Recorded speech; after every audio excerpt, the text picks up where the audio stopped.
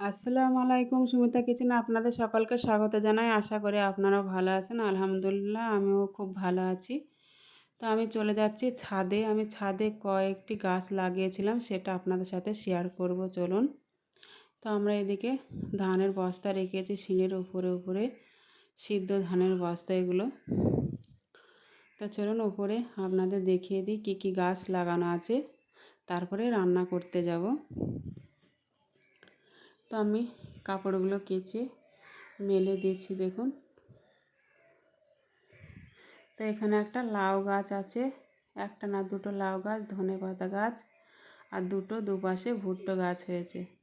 আর এখানে শসা গাছ লাগিয়েছিলাম, তো হয়েছে জল বেগরে হলুদ হয়ে গেছে। এখানেও ছোলার শাক লাগিয়েছিলাম ডিমের ঠোঙায়, তো ছোলার শাকগুলো খুব সুন্দর বার হয়েছিল। আমি 4 দিন ছিলাম না, তো জল দেয়নি কেউ, ওই জন্য ভালো গাছগুলা মানে হয়নি, মানে বসে গেছে জল বেগরে। তো দেখুন লঙ্কা গাছটাও ঝিমিয়ে গেছে জল বেগরে। তো চলুন আপনাদের মোটামুটি দেখিয়ে দিচ্ছি। এবার নেমে এসেছি। তো এবার আমি গরুকে খড় দেব, দিয়ে তারপরে রান্নার কাছে যাব। তো দেখুন আমাদের এখানে দুটো গরু আছে, একটা গাই আর একটা বাছুর। তো আমি বস্তার থেকে খড় নিয়ে গরুগুলোকে দিয়ে দিয়েছি। এবার সামান্য ভুট্টো ছড়িয়ে দিয়েছি। তো বন্ধুরা আমি চুলার পাড়ে চলে এসেছি। তো দেখুন মাছগুলো নিয়ে ধুয়ে পরিষ্কার করে চলে এসেছি। তো এই মাছগুলো কী নাম আমার সঠিক জানা নেই, আপনারা চাইলে কমেন্টে আমাকে জানিয়ে দেবেন কি মাছ এটা। তো আমরা চুনো মাছই বলে থাকি। তো পেঁয়াজ কুচি, কাঁচা লঙ্কা কুচি, কয়েক টুকরো রসুন, লবণ, হলুদ গুঁড়ো, লঙ্কার গুঁড়ো, জিরে ধনে গুঁড়ো,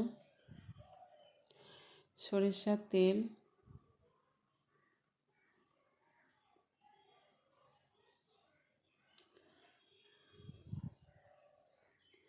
এখানে আমি আদা রসুনের পেস্ট দিয়ে দিয়েছি, দিয়ে ভালো করে মাখিয়ে নিচ্ছি।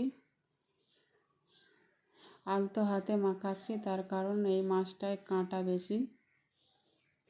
তো দেখুন আমি মোটামুটি মাখিয়ে নিয়েছি।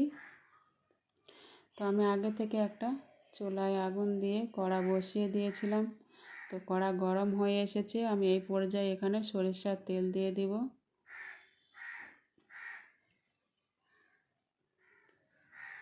তো তেল গরম হয়ে গেছে, আমি একটু কড়ার গাগুলোয় লাগিয়ে দিচ্ছি।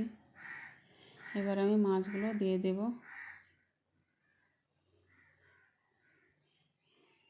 তো এইভাবে আমি কিছুক্ষণ নাড়াচাড়া করে নেব।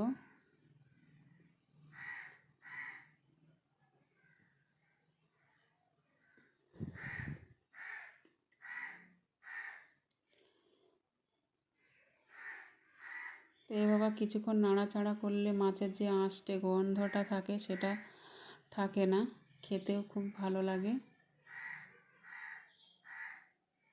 গরম ভাতের সাথে খুবই ভালো লাগে এই রেসিপিটা।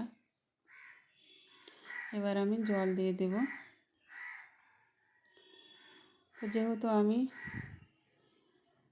চুনো মাছের যে গ্রেভিটা হয় সেটা রাখবো না, চুনো মাছের চচ্চড়ি বানাবো, ওই জন্য আমি অল্প জল দিয়েছি।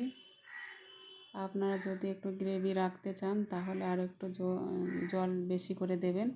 তো আমার হয়ে গেছে, নামিয়ে নেব। তো দেখুন নামিয়ে নিয়েছি, কত সুন্দর হয়েছে রেসিপিটা। তো ভালো লাগলে লাইক, কমেন্ট, শেয়ার, সাবস্ক্রাইব করবেন। আবার কালকে দেখা হবে অন্য কোনো ভিডিওর সাথে। ততক্ষণ সুস্থ থাকুন, ভালো থাকুন, খোদা হাফেজ।